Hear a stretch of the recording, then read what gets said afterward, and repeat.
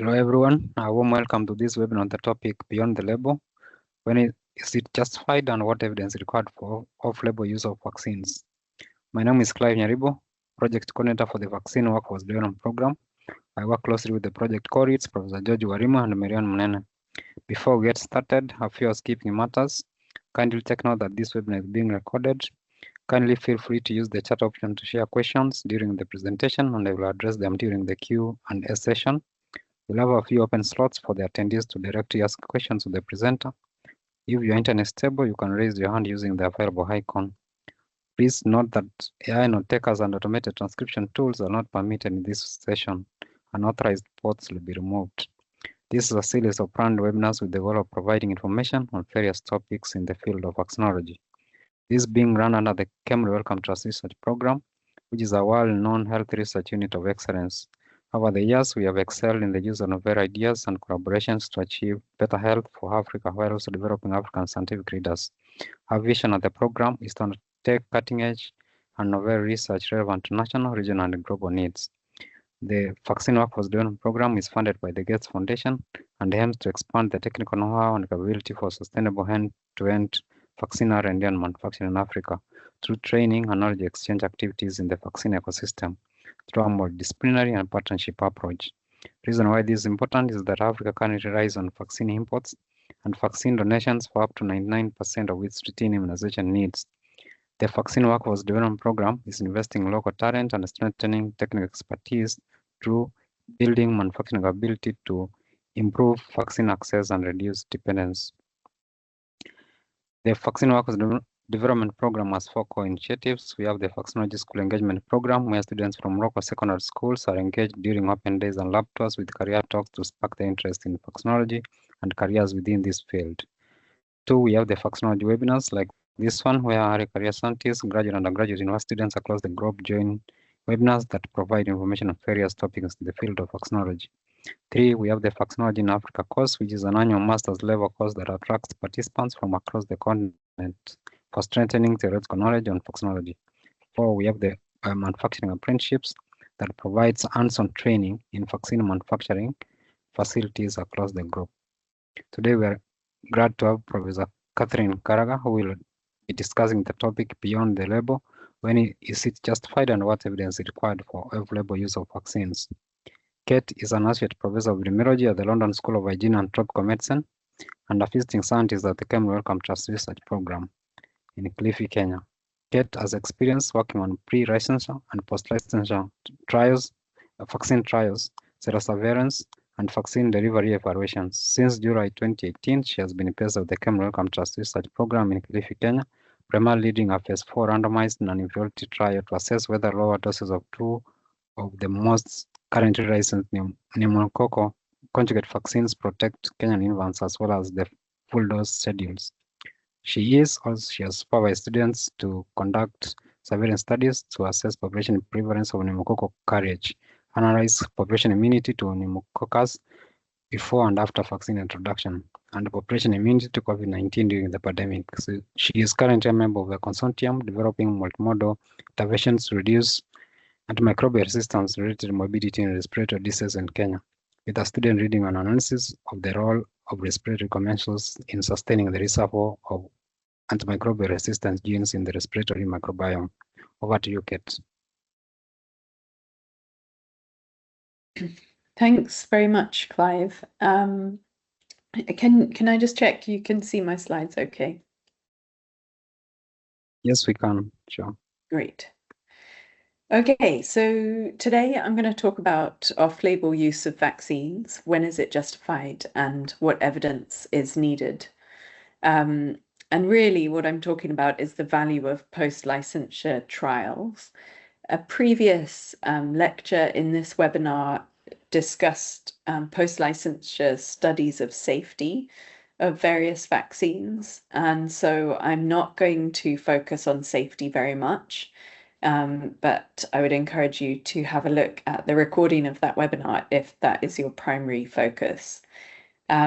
What we will be talking about today, I'll give a brief overview of licensing of vaccines and what we mean by off-label use.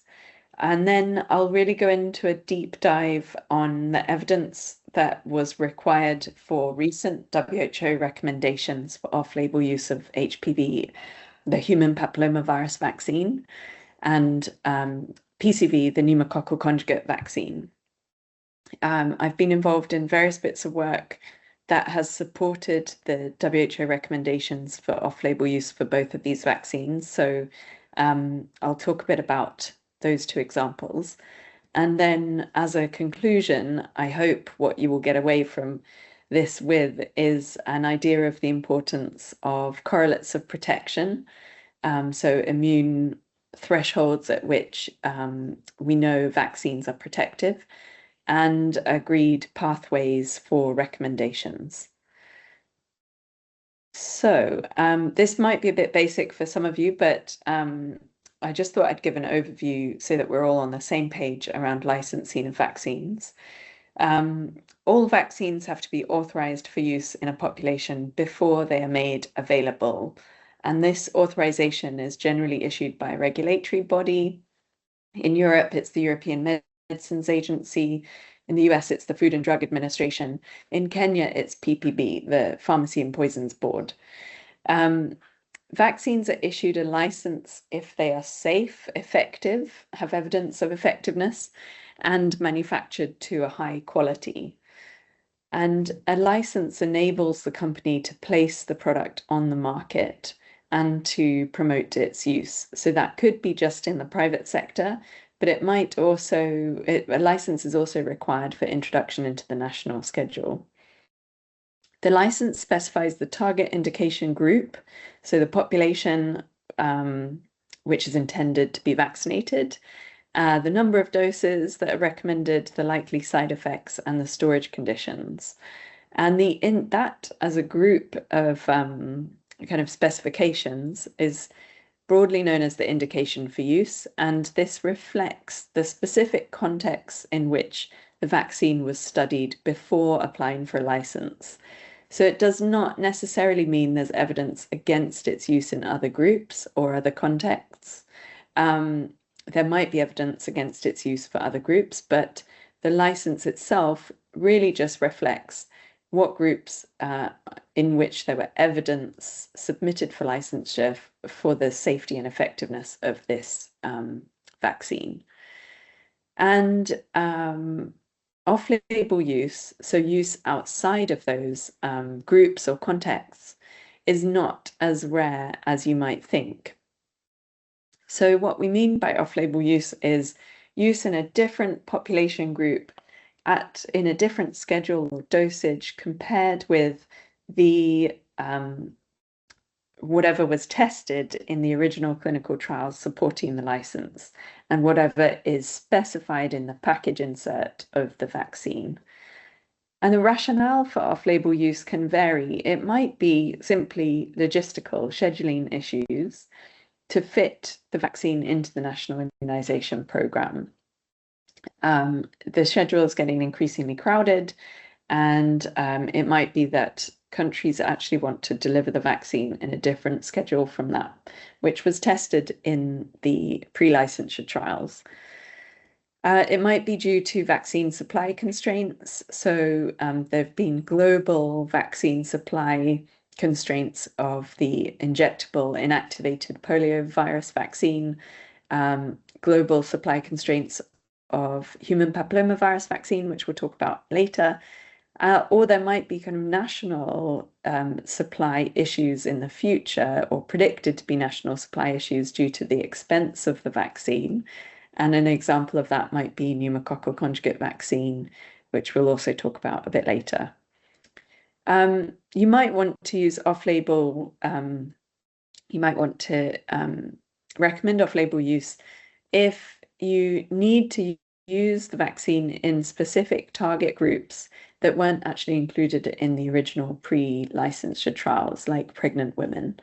So on the right here, we've got some examples of off-label use of vaccines, and pertussis vaccine was initially administered off-label in the UK to pregnant women during a rise of disease in this group. So there was actually quite a large rise of pertussis in pregnant women, which stimulated delivery of the vaccine and monitoring in a post-licensure study of safety.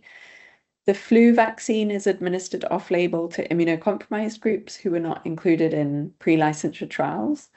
And many of you might remember that the original rollout of the COVID vaccines, they often stretched the schedules to accommodate supply constraints and to attempt to access more of the population with at least one dose, and then complete the schedules a little bit later than was the schedule in the original trials.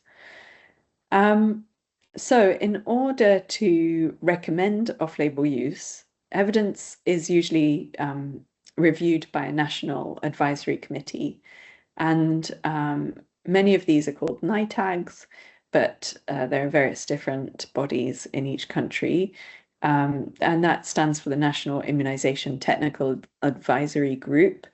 And these groups of experts review the evidence of safety and effectiveness of off-label use, and they provide a recommendation based on the strength of evidence.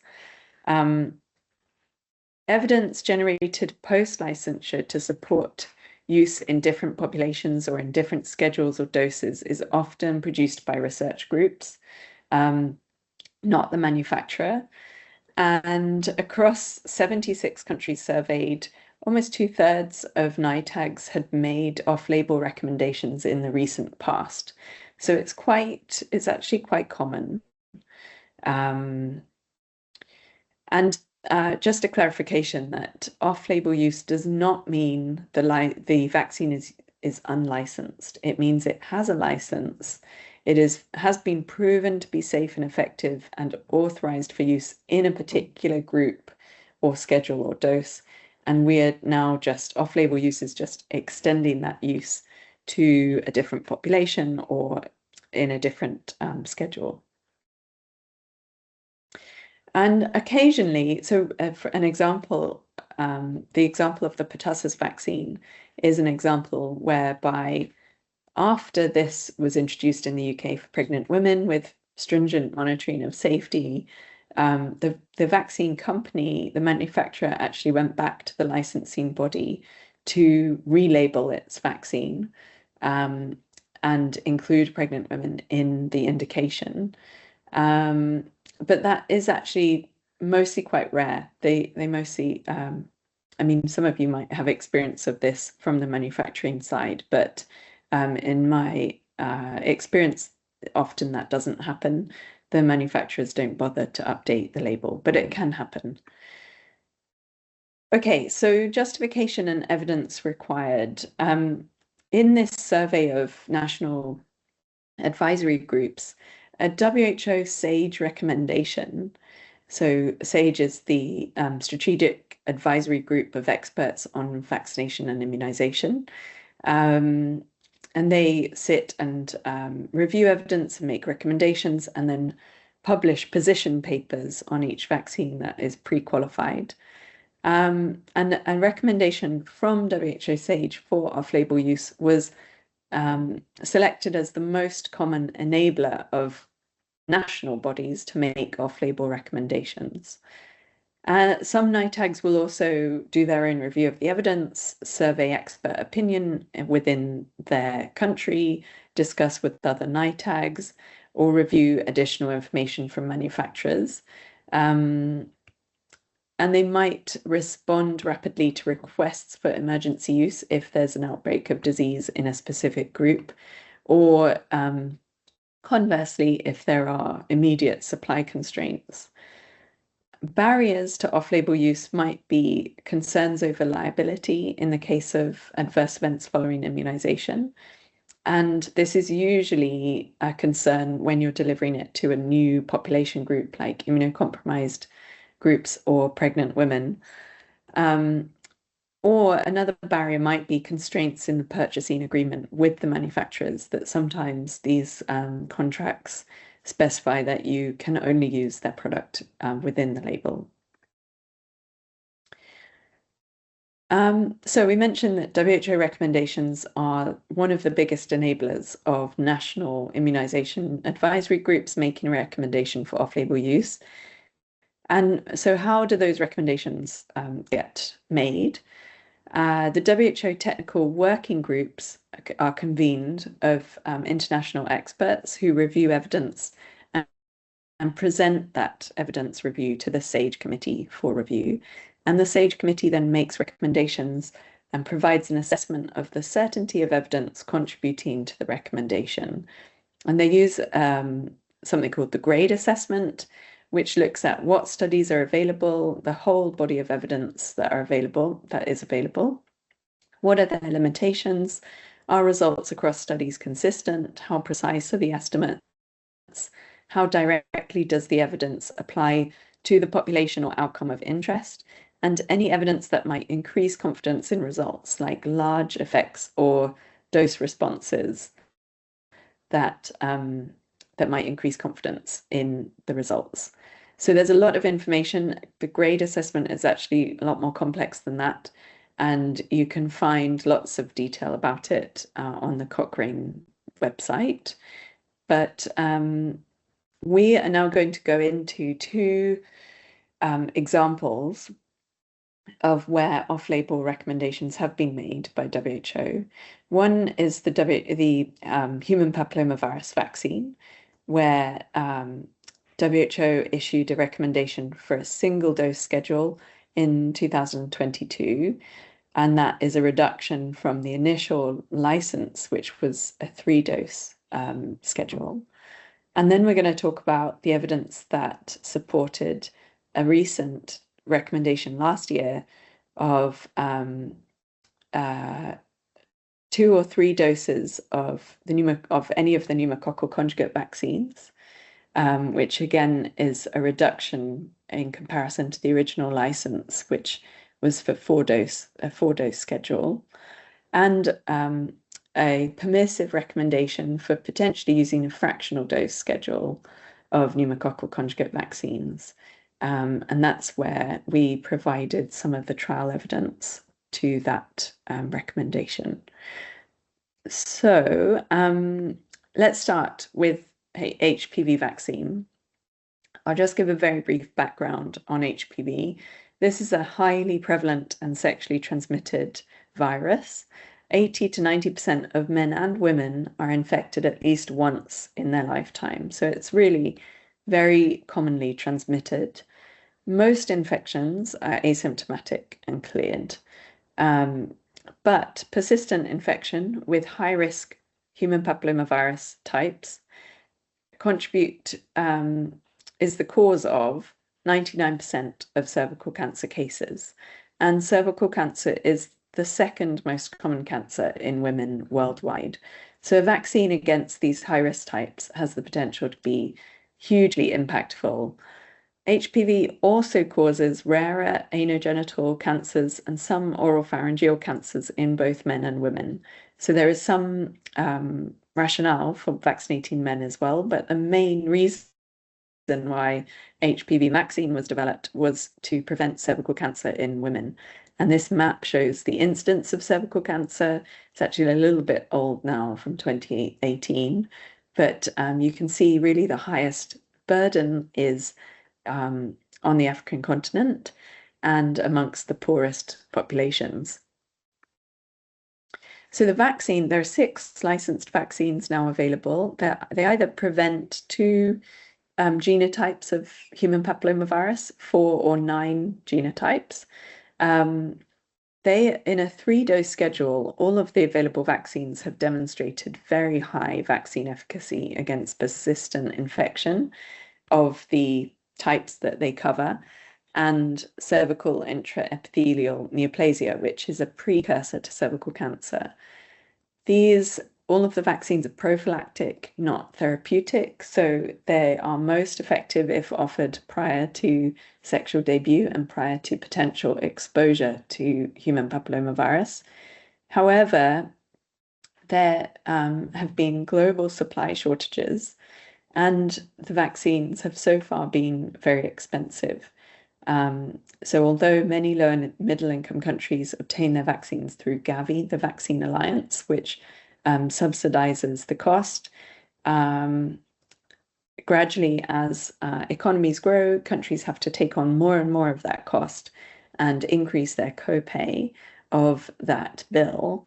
And HPV vaccine is currently only available at $4.50 a dose, which in a 3-dose schedule makes it very expensive per fully vaccinated child, and a really expensive component of the vaccine program.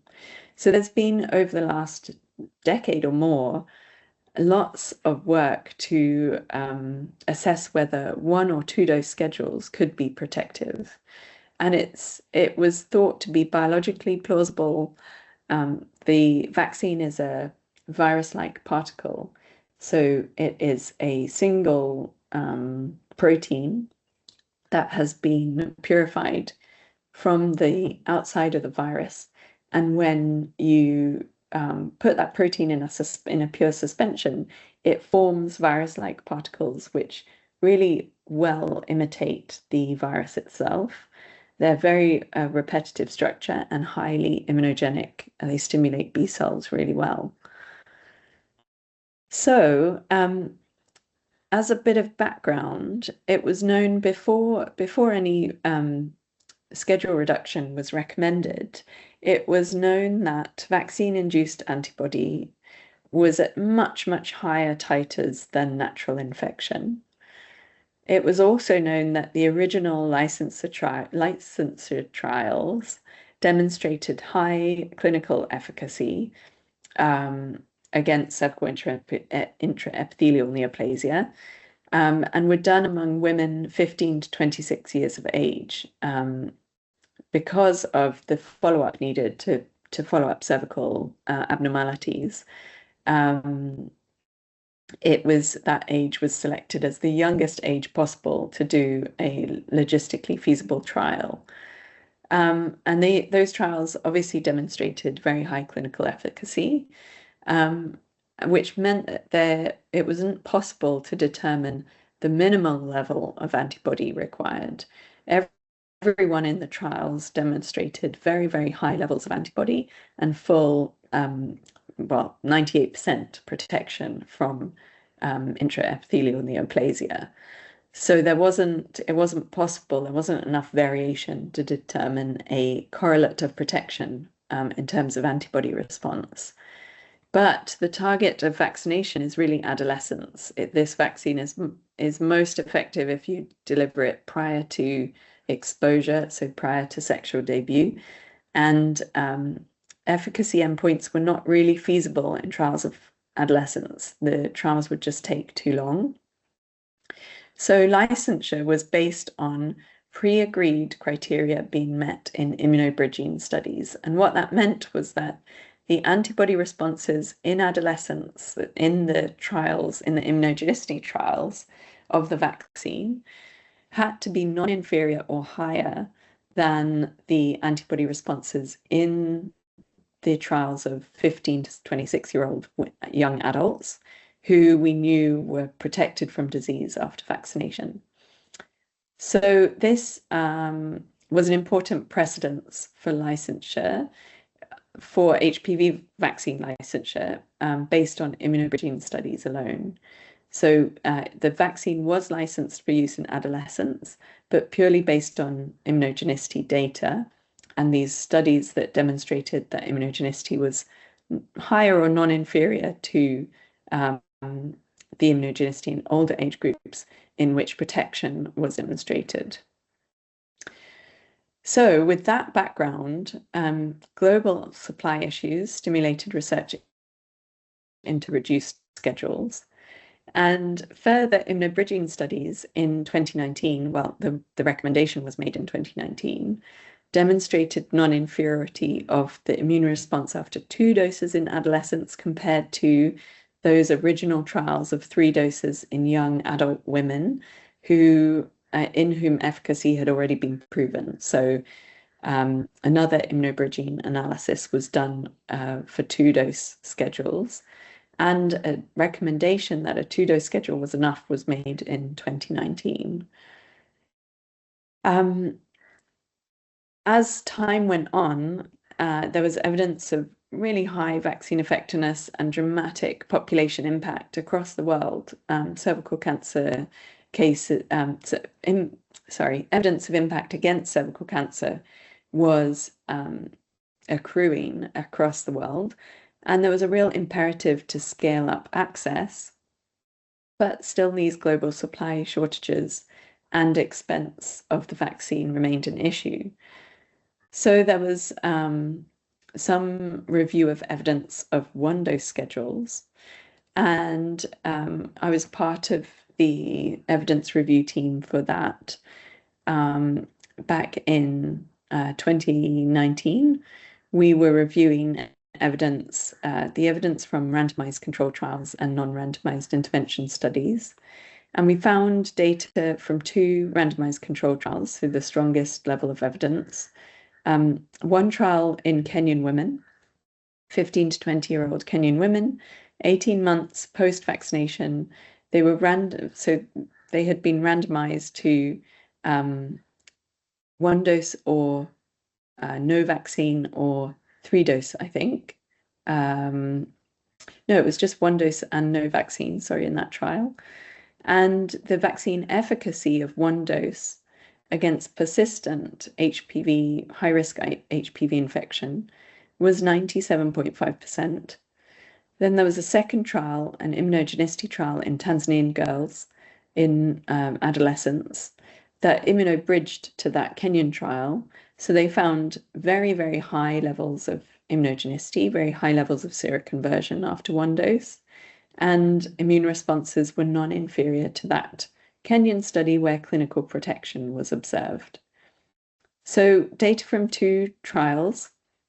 There were also some data from observational studies, 6 post-hoc analyses of non-completers in trials that had been aiming to deliver 3 doses of the vaccine. So these participants had received 1 or 2-dose schedules by not adhering to the protocol, and either dropping out of the study or remaining in follow-up,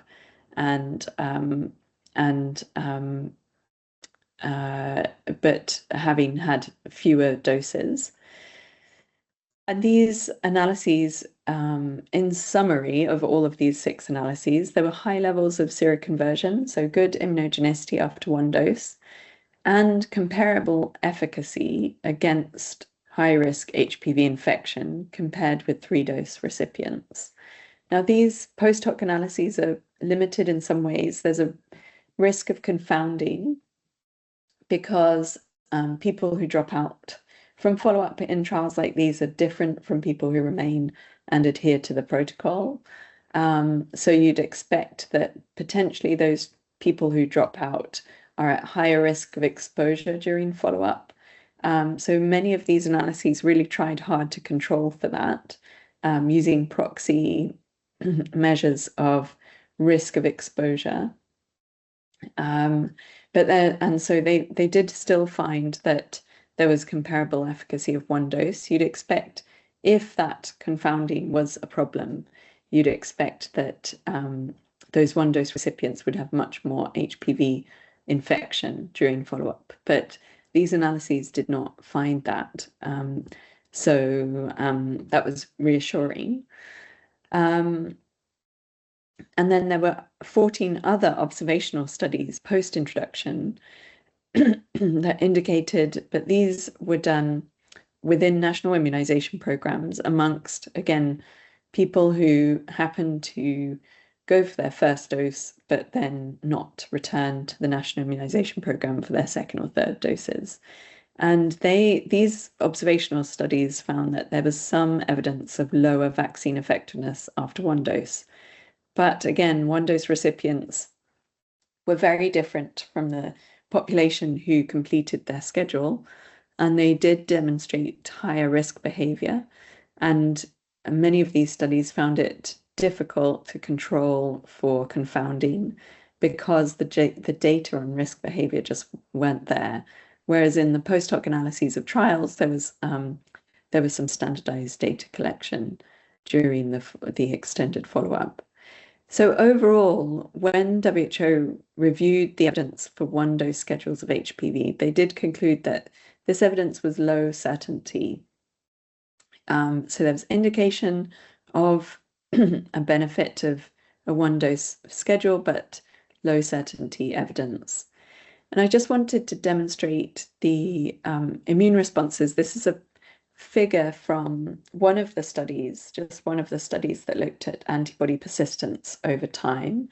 And this is to a bivalent vaccine. You've got HPV-16 on the left and HPV-18 on the right, but they generally tell the same story. The dark line is what is elicited, the level of antibody amongst those naturally infected. Then you've got above that in purple, this is on the log scale, so it's quite a lot higher than that, is the one-dose schedule. And then the two-dose schedule when delivered 1 month apart. The green line is the two-dose schedule at 0 and 6 months. And then the blue line at the top is a 3-dose schedule at 0, 1 and 6 months. So you can see there is a difference. The one-dose schedule does elicit lower immune responses, but they still seem to be protective. We don't know what the correlate of protection is. We know that natural infection is not immunizing, but one dose seems to be immunizing. So the correlate of protection must be somewhere in between these two levels of antibody. But the other interesting thing that this study provided was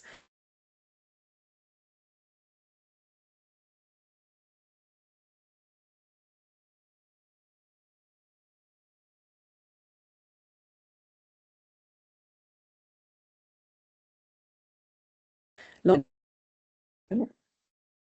Sorry, lost did you a I little bit. cut out? Yes, we lost you a little bit.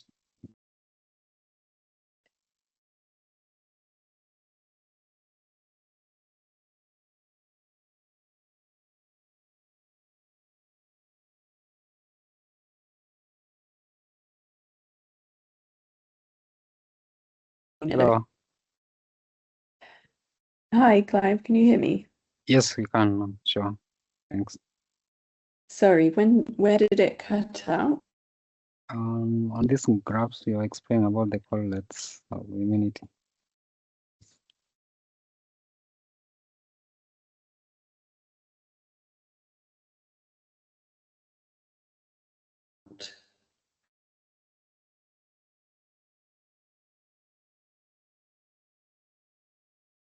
Sorry, I'm just connecting by my phone so that it might be a bit more stable.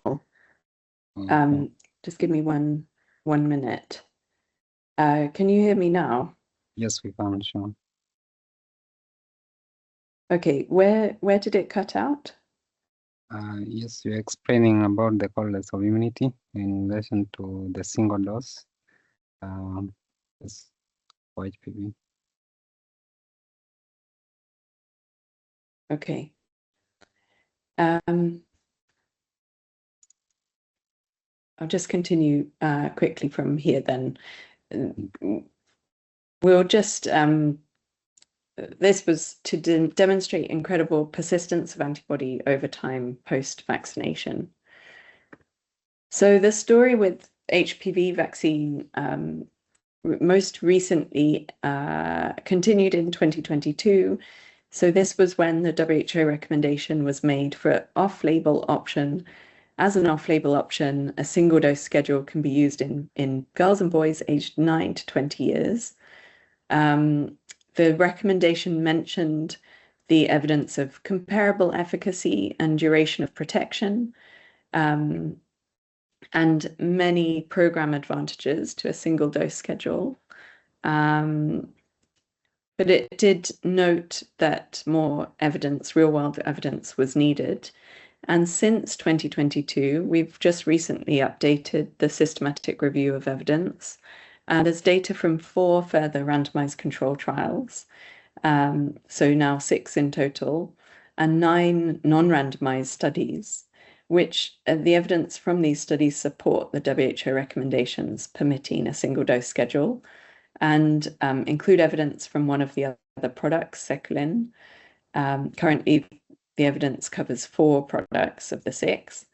There's also an extension of evidence into long-term follow-up. Endpoints were maintained up to a median of 12 years after vaccination, so that was protection against infection. And stable antibody responses were observed up to 16 years after vaccination. But there is ongoing monitoring of population impact, with questions over whether one-dose schedules impact herd immunity, and there's still no data in men or people living with HIV. So these are the current HPV vaccine WHO recommendations, and this map shows that really single-dose vaccination has been taken up across the world now, and as a impact of this recommendation change to a single-dose schedule, the number of countries which had introduced HPV vaccine jumped from 117 in 2021 to 166 in 2026. So it really has enabled expanded access to this vaccine. Okay, so I'm going to briefly talk about a second example to give you an idea of the variation of evidence that can be submitted in support of off-label use. So the second example is based on pneumococcal conjugate vaccines. There are a surprising number of kind of similarities between PCVs and HPV. But pneumococcal conjugate vaccine, if you don't know, is a highly effective vaccine against strep pneumoniae bacteria. Strep pneumoniae causes invasive pneumococcal disease, so meningitis, pneumonia with bacteremia, and non-invasive disease, so middle ear infection, sinusitis, bronchitis. And many of these diseases are caused by more than one pathogen, and the vaccines only prevent some of the serotypes of pneumococcus bacteria. But since vaccine introduction, there's been a lot of evidence generated on the impact of vaccine, of the PCV vaccine. So this is data from CLEFI, and you'll see there's all serotype IPD, invasive pneumococcal disease, in black, and the red line is the vaccine type IPD. So the 10-valent PCV vaccine was introduced in Kenya in 2011, protecting children against 10 types of pneumococcus. And the IPD caused by those pneumococcal types drastically decreased. There was a 70% reduction in invasive pneumococcal disease caused by those 10 serotypes since 2011. There was also a 50% reduction in radiologically confirmed pneumonia, indicating that about half of radiologically confirmed pneumonia in children under 5 years had been caused by these 10 serotypes prior to vaccine introduction. But does Gavi support, so we mentioned Gavi, the Vaccine Alliance, before, as their support for vaccine budgets reduces as low and middle income countries' economies grow, countries such as Kenya are beginning to take on the full cost of their national immunization schedule. And PCV is another relatively expensive vaccine. There are now products available for between $2 and $3 a dose. And in a 3-dose schedule, this is $6 to $9 per fully vaccinated child, resulting in a budget required of about $10 million in Kenya for the annual birth cohort. So various studies have explored ways to maximize affordability, either by reducing the number of doses from 3 doses to 2 doses, and we'll talk through some of the evidence available there, or by fractionating the dose. And that is where we conducted a trial in Kenya of fractional doses. So this is just to show you that the evidence on reduced schedules, so 2-dose schedules, has been generated worldwide. These are the studies of 2-dose vaccination schedules. And then we've got 2 studies of fractional doses. One we did in Kenya and one in Niger. The endpoints for pneumococcal conjugate vaccine trials are mostly immunogenicity, and this obviously only infers protection from disease. But for pneumococcal conjugate vaccine, there has been a threshold concentration of antibody defined that is protective, that correlates with protection from invasive pneumococcal disease. And this was done using the variation in antibody responses in the very first trials of pneumococcal conjugate vaccines, which assessed clinical endpoints. So this threshold of antibody is 0.35 micrograms, and this is seen as a correlate of protection from invasive pneumococcal disease in infancy. And licensing bodies now use this immunogenicity alone to evaluate new pneumococcal conjugate vaccines. Carriage of the pneumococcus, the bacteria, in the nose is also used, but actually doesn't contribute to licensing decisions, but is important to monitor at a population level because this infers the impact of the vaccination program on disease amongst both vaccinated and unvaccinated groups. So carriage in the nose is seen as a precursor, a necessary precursor to disease.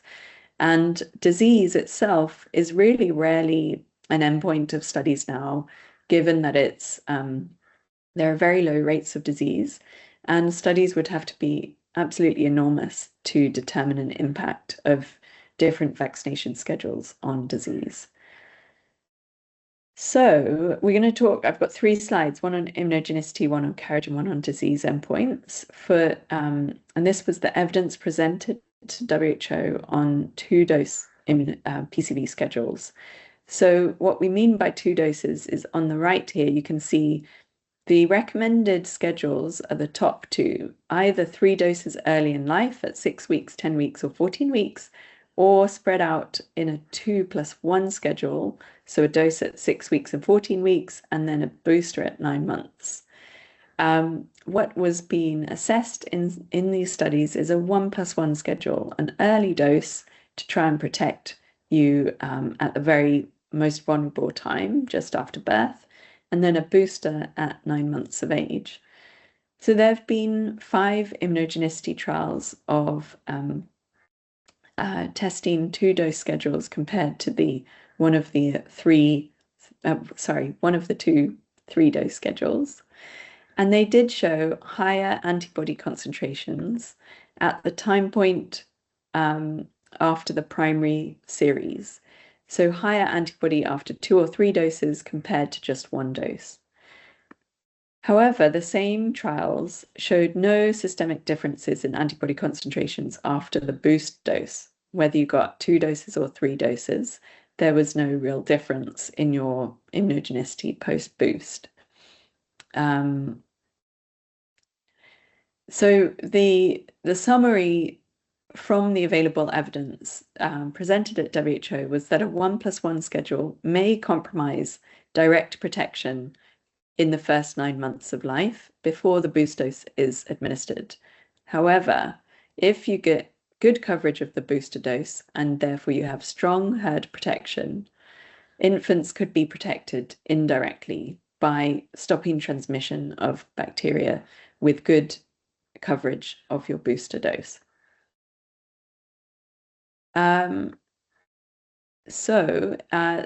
This is just to show you that it's a little bit more complicated than that very nice summary in the previous slide, because even after the primary series, the responses after just 1 dose are only lower for some serotypes, and they're actually higher for these 4 serotypes. So there are 4 serotypes where the responses are lower, 4 where they're higher, and the rest are indeterminate. So mixed immunogenicity data. In terms of carriage, 6 trials showed no difference in the prevalence of carriage of the vaccine serotypes after the primary series, so after the either 3, 2, or 1 doses. And generally, this carriage was measured at 9 months of age. A cluster randomized control trial in the Gambia found non-inferior or equivalent prevalence of carriage across populations vaccinated with the 2-dose schedule compared to populations vaccinated with a 3-dose schedule. So that was reassuring. There wasn't any difference in carriage across those populations. But the trial did achieve very, very high levels of coverage in all groups. So despite the lower immunogenicity after the primary series, a 1+1 schedule doesn't seem to compromise protection against carriage in the first 9 months of life or result in any changes in indirect effects on carriage transmission later in life. And this is to show you some data from one of those carriage trials. So these, if you focus on the top left, this is 1+1 schedule in blue, and this is carriage prevalence over time, compared to the unvaccinated group in Vietnam. Now, in trials of the 3-dose schedule in Kenya, the vaccine effectiveness against carriage was 50%. And in this trial of a 1+1 schedule in Vietnam, there seemed to be comparable vaccine efficacy against carriage. It was determined at about 58% up to 24 months of age. So the top left is PCV10 type carriage, the 10-valent vaccine, and the bottom right is the 13-valent vaccine. Very similar results. So it did seem that the 1+1 schedule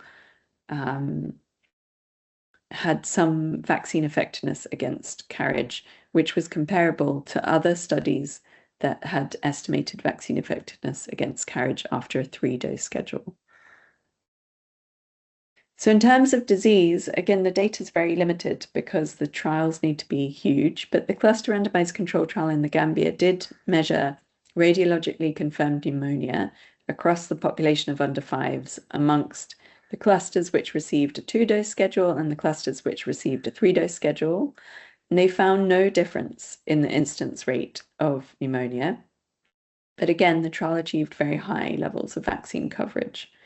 There's been one observational study because the UK actually switched their national schedule to a 2-dose schedule of PCV13 in 2020.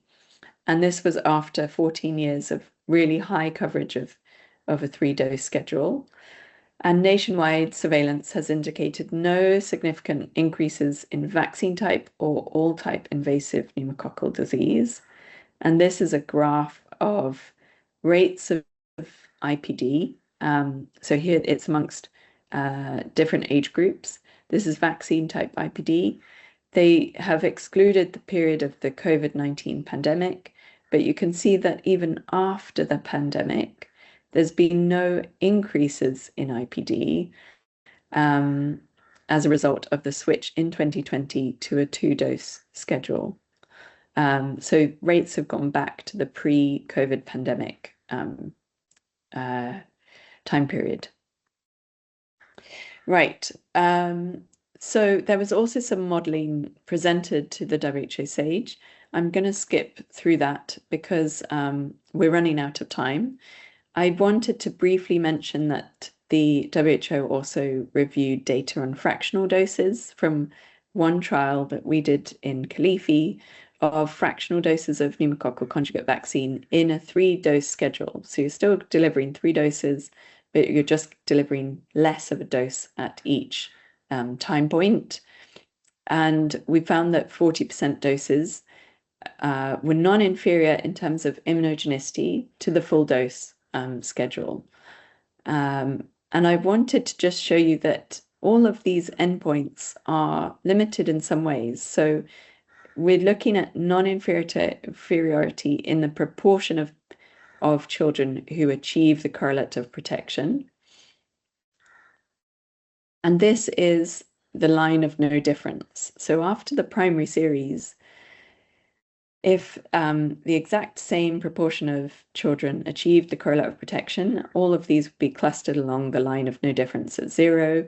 In fact, we found even amongst the 40% dose recipients, for one serotype, there looked like there might be evidence of an inferior response, but it met our pre-specified criteria for non-inferiority, which were based on the criteria used for licensing. So this criteria that the difference in the proportion of responders could not be more than 10%.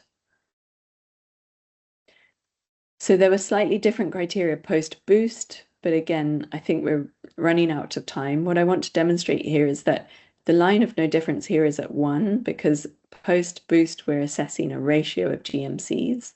And all of the points are to the left, so they are lower. There's lower immune responses post-boost with a fractional dose of PCV. But they met our criteria. They didn't cross the 0.5 line on the left for the 40% dose of PCV13. For the other doses we tested, the 20% dose of PCV13 and the 20 and 40% doses of PCV10, too many of the serotypes proved to be inferior and crossed our predefined criteria, so didn't meet our criteria for non-inferiority. And therefore, we concluded that only the 40% dose of PCV13 was non-inferior to the full dose schedule. So in terms of recommendations, WHO made a recommendation last year that really caveated in that countries with mature PCV programs, i.e. countries achieving good coverage of their current PCV programs, and therefore countries with adequate levels of herd immunity could consider 2 cost-saving strategies, either the use of a 2-dose schedule, a 1+1 schedule, or of PCV10 or PCV13, or the use of a 40% dose of PCV13, the only product for which the evidence supported the fractional dose. But both strategies require high vaccination coverage and careful impact monitoring, with contingency plans to revert to a full 3-dose schedule should be in place. And they emphasize the need for ongoing pneumococcal surveillance, disease and/or carriage in early adopter countries to generate further real-world evidence for this switch. So, in conclusion, off-label use of vaccines can be supported by evidence generated post-licensure that might aim to better fit the vaccine into the schedule. It might aim to save costs, it might aim to mitigate global supply constraints, or to administer vaccine to target groups specifically in need. High quality evidence really results from phase 4 clinical trials. So those are the studies to do if they're possible, if they're possible to do. And often efficacy trials against clinical endpoints are not possible. So immunogenicity trials need to use pre-agreed correlates of protection, for example, the pneumococcal conjugate vaccines, or immunobridging analyses. And these need to really conform to the standards used for licensure of the vaccine in order to really influence recommendations. WHO expert committees and national advisory groups review all the evidence available to make recommendations and balance risks and benefits. And recommendations are often accompanied by requests for real-world monitoring and evaluation. And ultimately, off-label use can be permitted or prohibited by suppliers. So recommendations can be made, but in the end, off-label use is at the subject to the review of countries' national immunization advisory groups and subject to whoever supplies their vaccine. And again, I haven't talked a lot about safety data here. Safety was an endpoint in almost all of the trials that I have talked through today. There were no safety concerns in any of the PCV or HPV reduced dose trials that I've shown you today. But again, there are sometimes genuine issues and need for post-licensure safety evaluations. And Wangechi Kaguchi's webinar talks more about that. So thank you very much. I hope we have a little bit of time for questions.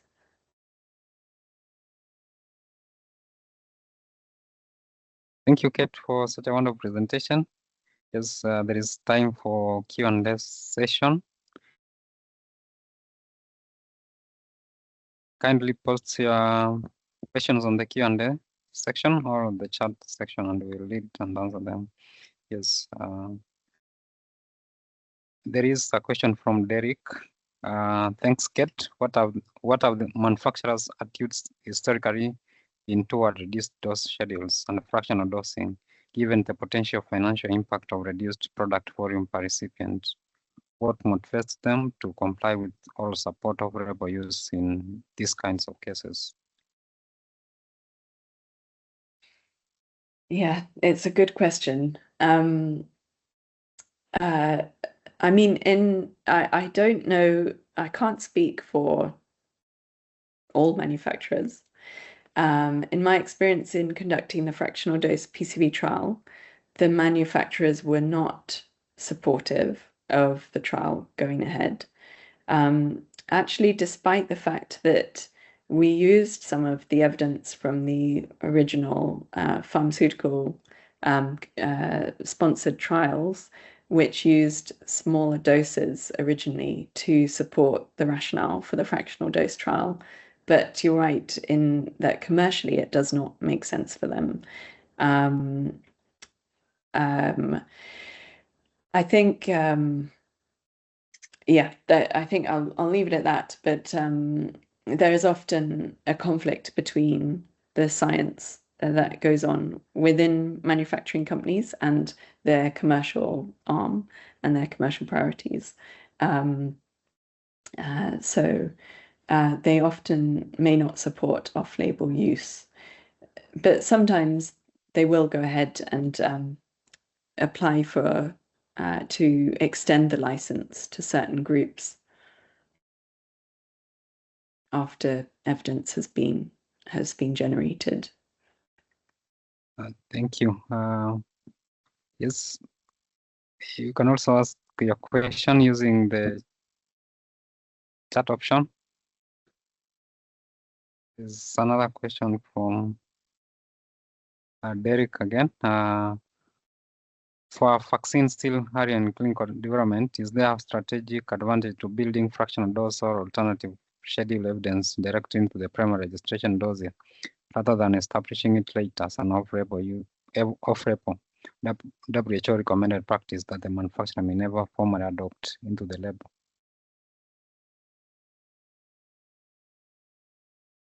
Yeah. Sorry, it broke up a little bit, so I'm just reading your question. I mean, I think often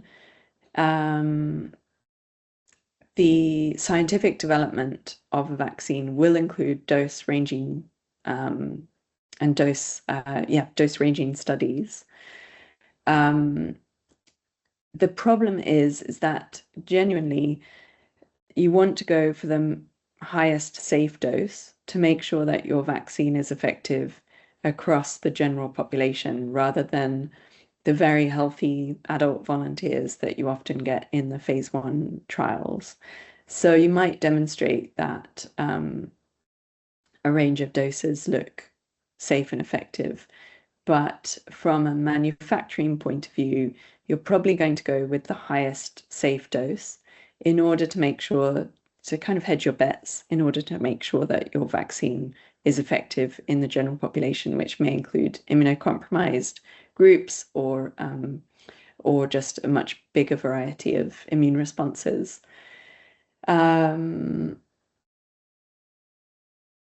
so I think there is a scientific interest in dose ranging studies at an early stage, but if there's no reason to go for a lower dose, often a higher dose is selected. Thank you. I'm also interested to know about the clinical trials, how the number of participants involved in such trials to create evidence, especially the immunogenicity trials, unlike the phase 4 trials. How many participants are recommended for such trials to create evidence for off-label use? Thank you. Yeah, it's tricky. It will depend on your outcome of interest. For the fractional dose PCV trial, we had 300 children per arm, and we had 7 trial arms with the different doses and schedules. So it was a trial of 2,100 participants. So not as big as a clinical efficacy trial would have to be, but still quite a large trial to generate the immunogenicity evidence needed, because the criteria were quite narrow at the post-primary endpoint. So we had to meet this, generate evidence with sufficiently tight confidence intervals to make sure that we could conclude non-inferiority if the doses were actually non-inferior. But for other trials, it will depend on the endpoint, and that will depend on the criteria used for licensure for that actual vaccine. Thank you. There is a question from Kenneth on the Q&A section. What level of evidence should be considered sufficient to justify off-label vaccine use when randomized controlled trial data are unavailable, particularly during public health emergencies? Yeah, it's a difficult question. I mean, I don't think there is one right answer. I think it really depends on the context and the risks and benefits involved. I can think of some examples. I mean, you might have a public health emergency where you have very high risks, like the Ebola outbreak. And I remember in 2016 when they were looking at emergency authorization use of the Merck VSV vaccine. There wasn't good. There was limited evidence at that point when they were looking at emergency authorization use, but the risks of and the benefits were weighed up at that point to be favorable to delivering the vaccine and monitoring safety during delivery, because the risks were so high. So I think it really depends on the situation, and whether you're dealing with an outbreak pathogen or whether you're dealing with something that's more chronic. Thank you. There's also a chance for attendees to ask questions directly. You can raise your hand and we'll give you a chance to ask a question.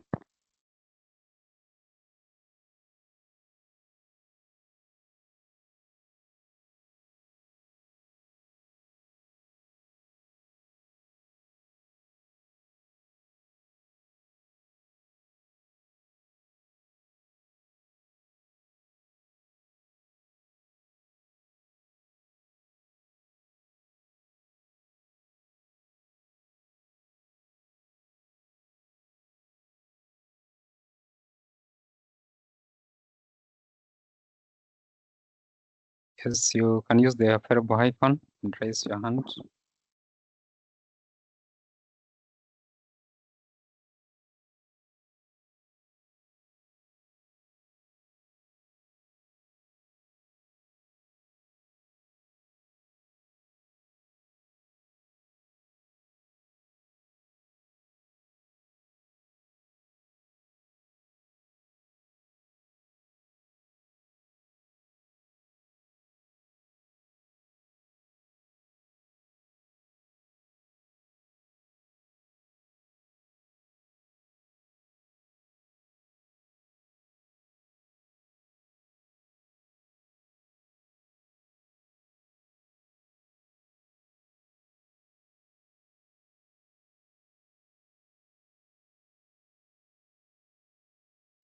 Yes.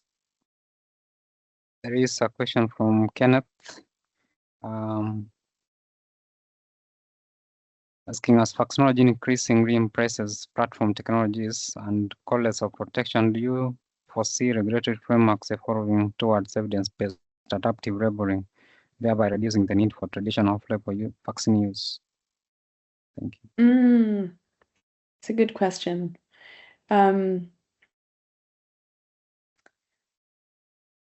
I would wonder what you mean by adaptive labeling. So if you want to unmute and expand on that, please do. I think generally, as we have developed vaccines against some of the pathogens that have caused the highest disease burdens, we're getting to the point where the next targets for vaccination in general have slightly lower disease burdens, and therefore clinical endpoint trials are much harder to do. So increasingly correlates of protection are going to become important, I think. And also in terms of safety, you mentioned platform technologies, but increasingly I think there's a need to use the safety data generated from different vaccines using, say, similar vectors or similar constructions or similar platforms in order to assess the new vaccines using the same delivery platform, say the mRNA vaccines. So I think the regulatory authorities do have an increasingly difficult job trying to kind of synthesize the evidence and work out what is actually, good certainty, high certainty evidence, and what to use in correlates or what has been generated on with slightly different components but using similar platforms. I'm not sure, if you want to expand on what you mean by adaptive labeling. Yes, Kenneth, you are unmuted.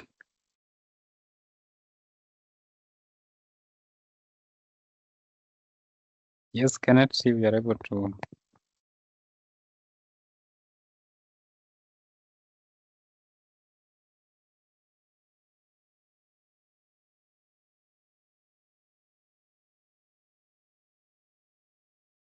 Might be having some technical challenge. Sure.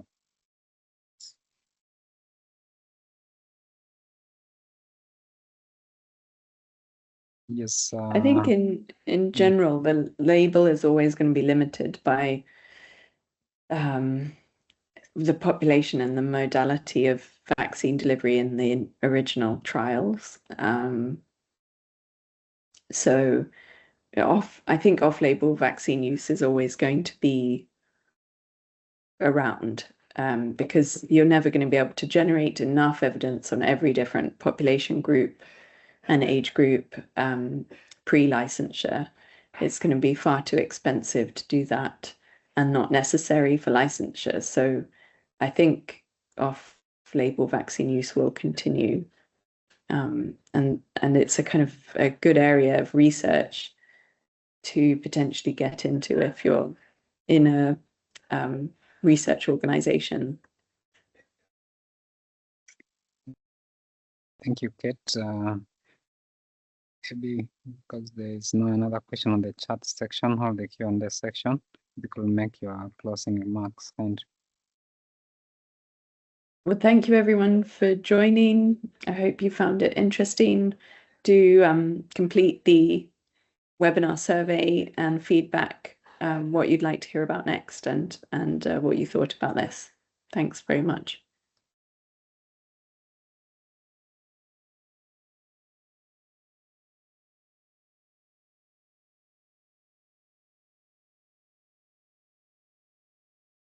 Yes, the webinar survey is posted on the chat. Thank you very much to everyone. Thanks. Thanks, Kate. Thanks.